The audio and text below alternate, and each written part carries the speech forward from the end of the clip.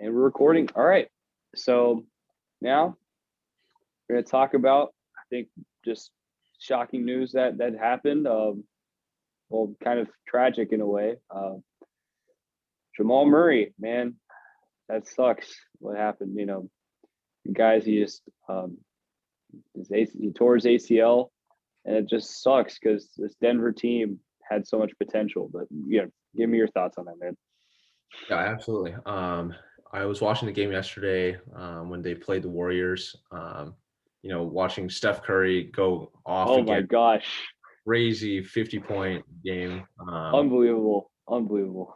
Yeah, unbelievable. But yeah, it just really sucked because it was in the last minute of the game, and so Jamal went for a drive, and then he like took off from that one leg, and it was just twisted his leg, so it was kind of a freak accident almost, but.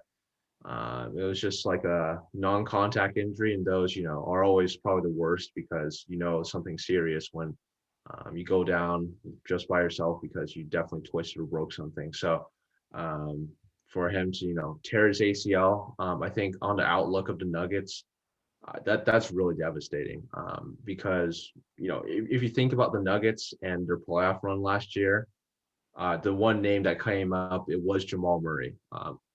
As good as Nikola Jokic was, Jamal Murray ran the show last year in the NBA playoffs. He was unbelievable. Oh He yeah, that Mitchell and Murray series. Oh my gosh, like right trading yeah, 40-point games. He playing against the Clippers, just going off also. It's just like he was just unbelievable and like found another gear. And like at that level, people believed, and the Denver Nuggets did believe this season that they were going to make a real deep run by adding Aaron Gordon, by putting all their chips in the middle. But with Jamal Murray gone now for the season, it's going to be unfortunately extremely difficult for them to make any kind of deep run in the playoffs. You're losing someone that you can't really replace, as good as Monte Morris, as good as Fazio Campazzo, or Joel Barton. Those guys are great players, but they're no Jamal Murray. So at that point, it's just tough. It's just very tough to see.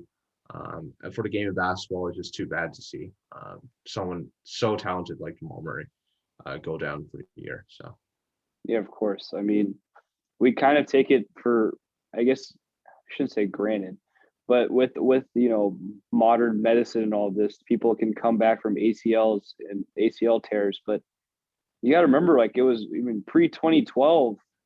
Adrian Peterson's the first guy I remember that like he just came from like ACL tears were like season like career ending. These right, injuries is terrible. I mean, I've had you probably had too, but I've had friends that have torn their ACLs, and it sucks. They can never really get back to that level again. Of course, they're not Jamal Murray or Adrian Peterson, but what is it's still we might say, oh, they'll come back and they'll heal, but it's just we gotta take the moment. This the human aspect of it. It just sucks, especially if it's the last minute in a game that was pretty much a blowout or pretty much well decided. yeah, yeah, It's so sad, and not just but as an NBA fan as well. If we want to be selfish about it from our perspective, I mean, we both of us we're high on Denver. I think for obvious reasons.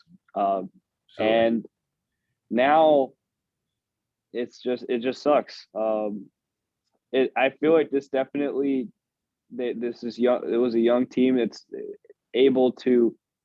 I mean, sure, Murray might be able to come back, and he will. I believe so. I hope so. yeah, But this is another year of their window that's going to be gone, um, and that just sucks. That just sucks for Nuggets.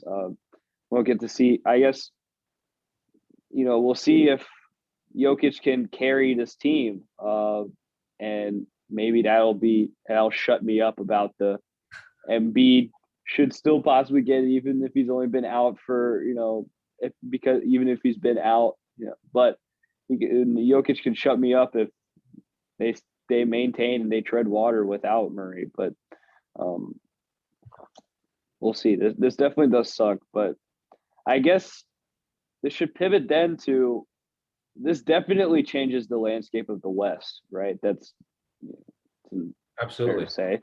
And it's wide open now. Well, it was wide open before, but now it's teams that we might not have thought before, like Port. I'm just saying Portland. We'll talk about that, but I'm saying teams of this type of ilk now can get in the conversation, especially if LeBron and AD continue to be out, Mhm. and Kawhi is now out. Yeah.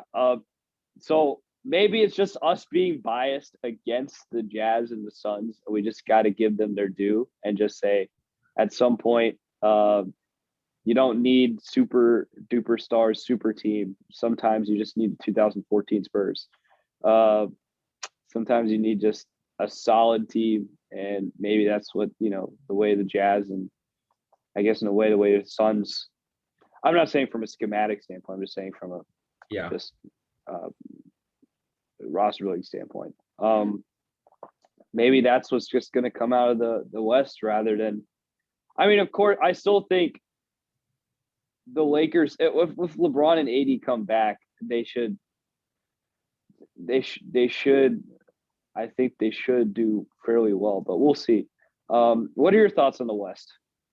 Yeah, I would say the Lakers stars, like that's definitely a big story for sure. AD is, he's going to be evaluated for his injury after the Lakers finish up their 5-game East Coast swing. So we'll see if he decides to like ramp up his conditioning and maybe, if everything goes well, come back. Um, LeBron's projected to be out a few more weeks, but I think he'll be probably back for a little bit before the playoffs start. The playing game is on May 18th, so we still got about a month from then. So we still got a little bit of time for him to kind of like recover at that point. However, at this point, I'd say you have two teams right now that are trying to tread water. You have the Lakers and the Nuggets. Um, I think both of them are they'd probably be able to, but it's going to be pretty tough just to like continue to um, tread water for the Nuggets for probably the rest of the season because they don't have Murray, of I mean, yeah, course. Murray's gonna be out for a year, right? Obviously, right. So that means just like I guess in a playoff outlook, they'd be in a very significant disadvantage at this point. Um, Even with like all their start like bench players and role players stepping up, um, you'd have like players like teams like the Jazz and the Suns. So yes, we definitely do need to give some credit to them. They are playing very well. I would say that um, you know, the regular season is always great, like again, but like, how much does that translate to the playoffs? Like I personally, like when I think about like great regular season teams and then teams that kind of falter in the playoffs, the traditional model would be Mike Budenholzer teams. So you have Yep. Atlanta teams that Yep. just go 60 plus wins in the regular season and just falter away in the playoffs. I believe there was first round exits there. And then with the Bucks, even with Giannis and one of the best tier role players, you could say an all-star in Chris Middleton. They had a great regular season, but in the playoffs, they didn't deliver like they wanted to. They fell. So that's what's happened with the Bucks as well. So as well as the Jazz and the Suns are, I think again they aren't facing full strength teams at this point, like the Lakers, even the Clippers. Like stars have been in and out of the lineup, but I believe they'll be healthy once the playoffs start. So it's going to be an interesting picture, but it's going to be very worth monitoring for sure. Yeah. I would. I guess. I think now. I'm still gonna be sleeping on Phoenix. I mean, I like Chris Paul. He's amazing. We both. This is a pro Chris Paul show. Absolutely. Um, but that team doesn't have a lot of depth, man, and that's just not. That's kind of rough when you don't have that much depth, and so I think it's now it's. I think it's going to be it's the Jazz, Clippers, and Lakers. That's I think it's just those three. I can't really see any other team like unless Curry becomes God, and even then they become God. I don't know. Curry can't continue to be God. He's human. At least we think he is. Um, and I guess we're all just like, oh well, Dallas. Everyone's like, oh well, they have Luca. No, look at Kristaps, like he's getting better. But it's just, yeah, it's there's so stuff just doesn't really click with Dallas. They should always. I feel like they should always have. Not always. Like I should calm down. Like Luca's only been in the league for so long, but they should have better records with a player like Luca, who's he's not like a ball like a inefficient player. Like he's efficient, and there's still it's kind of it's kind of odd. Mhm. Right. Maybe we can talk about that more in depth, you know, later on, maybe today or Right. a different time. But yeah, I just think it is those three teams. So I guess I say it's become a little more wide open in the sense that you can see teams uh, that were kind of if the I think the Nuggets could fall off. I think they will fall off. They could. They Sorry, could. sorry, Jokic.